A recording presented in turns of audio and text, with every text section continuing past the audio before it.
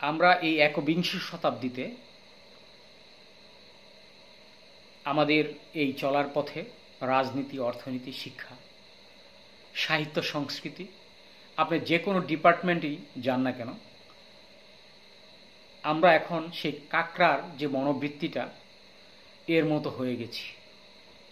জানেন ভারতে কিভাবে কাকড়া ধরে?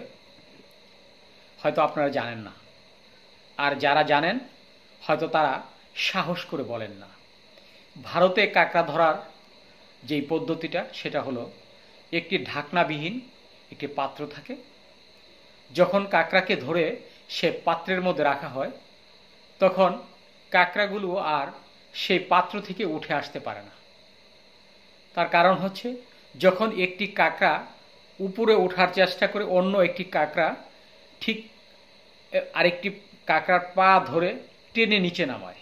আজকে আমাদের এই বাংলাদেশের যে কাকড়া মনোবৃত্তি, সেটা রাজনীতি, অর্থনীতি, আমি একটু আগেই বলেছি যে আমাদের আসলে এই মনোবৃত্তি থেকে আমাদের উঠে আসতে হবে।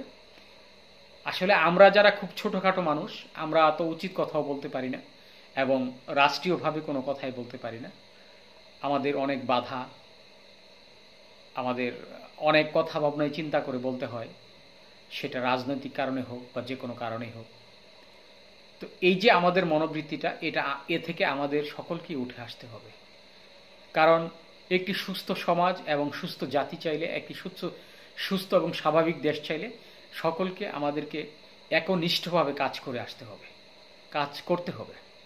আমরা যেই পেশায় থাকি না কেন, যদি আমরা ওই পেশাটাকে ঠিক মতো কাজ করে থাকি, যদি আমরা সৎভাবে কাজ করি, আমার মনে হয় আমাদের এই বাংলাদেশ আগামী 10 বছরও লাগবে না এই পৃথিবীর অন্যান্য দেশের মতো উন্নতি হতে।